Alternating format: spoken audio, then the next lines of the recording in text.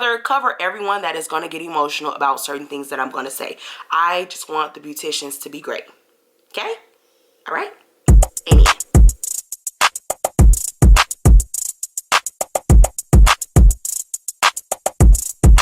Dice is on the beat. What's up, everybody? It's your girl, She's Jazzology, and it's tea time. I finished my tea a little earlier than normal. That's my second cup. So I already done had tea time. Okay. What's up, everybody? Happy New Year. It is 2021. I hope you guys not only enjoyed your holiday, but I hope you guys enjoyed your new year, however you spent it. I hope it was safe and fun and enjoyable. And if you just stayed home and chilled out and maybe slept on the couch and watched Netflix and binged some couple shows, that's okay too. There's been so much controversy with so many people that are in the beauty industry, and the beauty industry is popular. It is the most popular thing ever in the world. It's like the president beauty industry thing that's just one thing that will never fall out. Like, everybody needs beauty. All guys need barbers. All women need hair salons. All women need nail techs. Men need nail techs. Everyone loves to groom themselves, but there's so much controversy now with the new age group of the beauty industry. I honestly feel that there's a lot of things that we need to address. So today, of course, it's part one. Let's get to it. So with this controversy, I'm calling it a controversy because it's so many things that people have issues with when it comes to the beauty industry. Now look, I'm not a cosmetologist. I've never went to hair school. I'm not an esthetician, none of that. You know what I'm saying? I'm none of that. I'm not a specialist in any of this. But I have a lot of friends that are in the beauty industry: estheticians, nail techs, beauticians, braidticians, barbers. I have a lot of friends that are in the beauty industry. So today I am coming to the people of the world on behalf of all hairstylists. Okay, I'm speaking on behalf of the hairstylists because it seems like it's a lot of y'all clients out there that need to be checked. And I'm gonna be honest with y'all, hairstylists, I'm coming for y'all too, because as a client, it's some things that y'all be doing that's out of order as well. So trust and believe me, I'm coming for both sides. But right now, I'm coming for the clients. So all clients, bring it in. We need to have a meeting, for real. And let me give just a slight disclaimer. These are observations. These are things that I've seen personally, or I've had conversations with people about personally, okay? And I've witnessed these things firsthand, so I can talk about it, okay? It's a disclaimer, so don't judge me. And also, don't get in your feelings. These are just things that probably a lot of you people need to change. If not, you won't be getting your hair done, according to some of these style seats. Some beauticians that feel this way, but they won't speak on it. So it's people like me that'll take the words, apply it to myself, and apply it to my other people and my peers, and send it to the people. I think a lot of you guys understand some of the things that beauticians go through on a daily basis. First and foremost, the beauty industry is very competitive. So it's a lot of beauticians that compete. And some of these beauticians, this is what they do for a living. It's beauticians out here with hair salons. There are beauticians that are hustling on the daily basis in order to maintain a specific amount of clientele. So everything has to be structured with them. They are learning different ways to structure their businesses and to structure their clients, and also how to structure different services for you guys. These are people that live with the passion of doing hair. Some of y'all, not all of y'all, because it's a gift to do hair, okay? Some of y'all be going in asking for one hairstyle and y'all come out with another. There are gifted people out here that can actually give you what you ask for, but don't worry, that's coming in part two. So when y'all be wondering why a lot of these hairstylists have attitudes, or you wonder why they feel the way they feel, or they respond the way they respond, it's because they deal with a lot of stuff on a daily basis. So some of y'all really need to start understanding the way that you present yourself to some of these hairstylists. And some of you hairstylists need to be paying attention how you present yourself to some of your clients. That's just what I'm gonna say there. First and foremost, when hairstylists have a bio on social media, they normally have breakdowns of how you can book, how you can contact them, and how they want you to contact them, and they have special directions that you must follow. So if a hairstylist say, hey, book here at this website below, don't DM me with two big X's on the side of it, but then y'all still end up DMing them still to ask them a question when they told you not to, and it's a number right there in the bio, right under no DMs, to tell you where you can contact them at. Reading is fundamental, people. How hard is it just to read? So if they say no DMs, no DMs. And no DMs mean no DMs. So that don't mean go on to one of their recent pictures that they just posted and comment, hey, How much them bundles? Hey, do you have any appointments for next week? That don't mean go under the captions and ask them questions when they tell you how to ask them questions. Why would you go under their picture and ask them questions when they are? And another thing is sometimes in their captions, they'll break something down. Like for example, let's say a hairstyle was just completed and they got blonde color highlights and all this other stuff and they got all this dramatic stuff, curls, big curls, everything like that. And mugs sit up there and say, what inch is that? Sis, it clearly say in the first row, 26, 28, 34. What are you doing? What are you doing? And let's not talk about when they have sales going on and they have this full flyer, pretty flyers that they so much money for.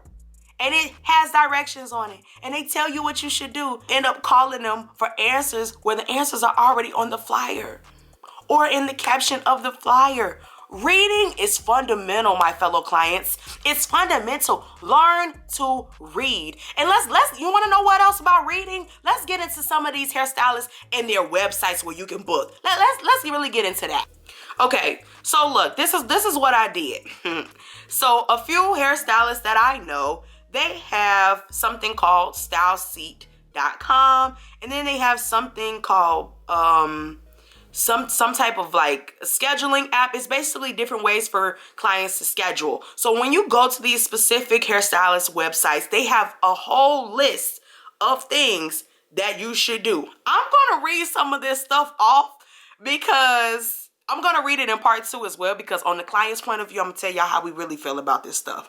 Hairstylists are to a point now where they put a whole list of commands that they want you to follow on their website before you even book. They letting you know beforehand. If I tell you don't bring your kids, don't bring your kids. Don't nobody want your little bad tail kids running around the beauty shop and breaking stuff and getting into stuff and meddling with things when we trying to do some work around here. I'm trying to do your nappy head. I ain't got time to be trying to look at you to see if you gonna sit your kid down and tell your kid to go sit down, or you gotta get up every 5 minutes to go sit your kid down. We don't have time for that. So leave your kids at home. Get a babysitter. Pay somebody to watch your kids so you can go get your hair done. Don't bring your kids and don't bring no extra bodies. Okay? Because to be honest, they got 4 or 5 other people waiting around at the same booking time that you came in, because they don't told everybody that they got a 4 o'clock opening session. So they got ways, they got a whole system of how they finna do all 4 of y'all people here at 4 o'clock. Don't worry, beauticians, I'm gonna get into that on part 2, because y'all, I'm coming for y'all on that too. Or that overbooking stuff y'all be doing, don't worry, I'm gonna get into that too another time. So if they say no kids and no extra bodies, don't bring no kids and no extra bodies. I don't care if you had an appointment and you know what I'm saying, you ain't had nobody to watch your kid, then you need to reschedule 72 hours before your appointment. Because if you don't, then they're going to charge you another $15 for either being late or for rescheduling at the last minute. I'm telling you, these rules are lit. I'm weak. I'm so weak on these rules. No deposit, no appointment, no exceptions. Everybody got that everybody got that on their website. Okay, if you don't pay that $25 or that $50 for that hairstyle to lock it in on that date, then that's your fault. Y'all gotta understand why beauticians put that in place now. They put that in place because there's so many people that schedule appointments and then they don't show up. Could have had somebody else in that seat, but you just messed me up. So this is why they put these type of rules in place, because y'all be playing with them. They sick of that. So now y'all getting all offended, talking about some $25 deposit, $50 deposit. Now, yes.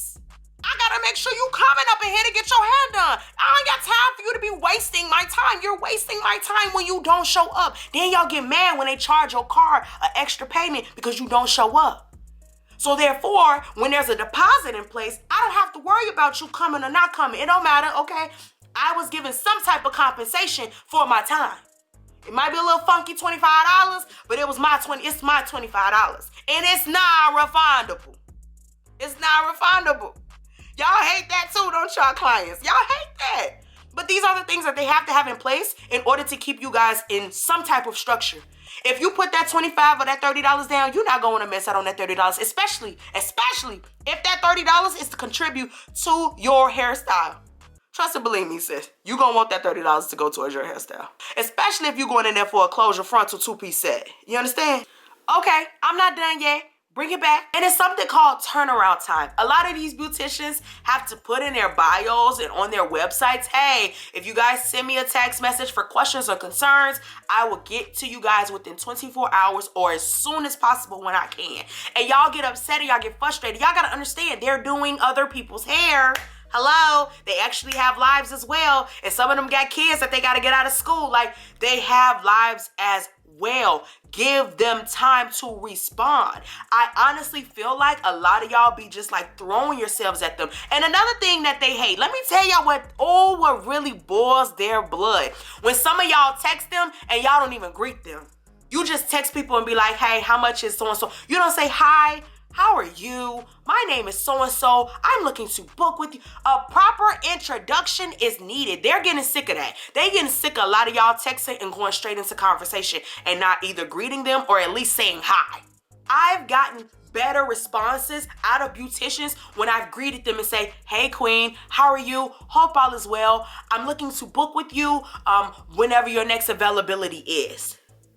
Not text them on the spot like you know them talking about something. Yeah, can you do my hair today at 12:30 p.m.? Do you got any openings?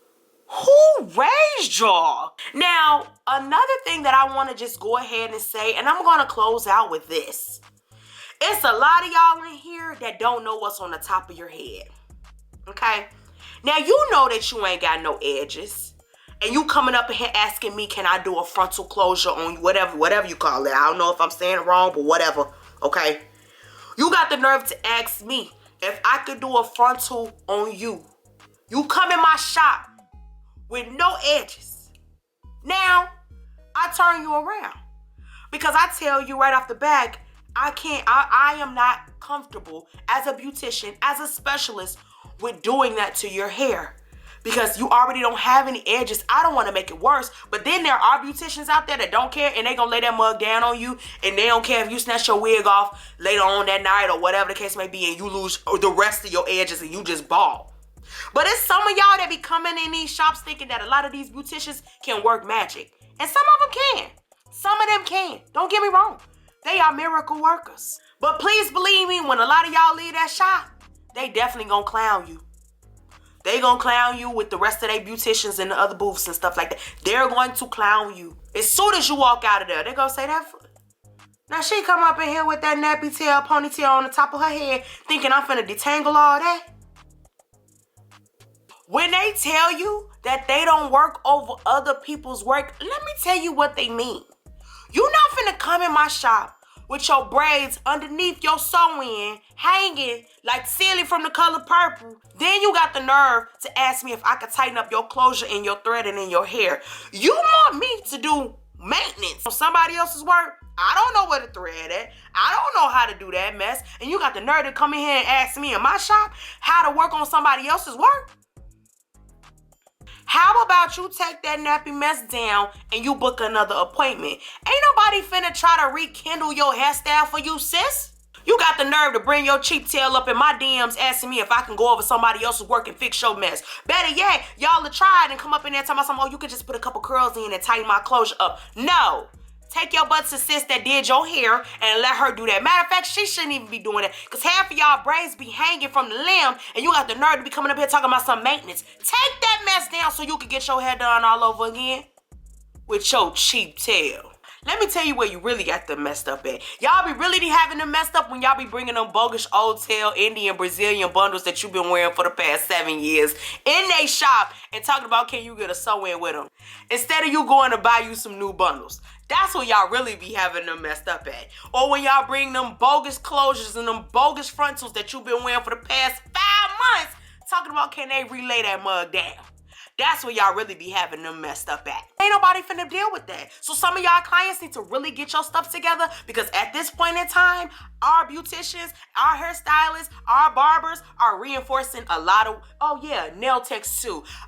They are reinforcing a lot of rules. And y'all are making it hard for the people that already follow the orders and follow directions. You're making it harder for us to even get appointments. Some of y'all really be taking up the time. It's to the point now where a lot of them close their calendars and you just gotta ask them if they're available or not.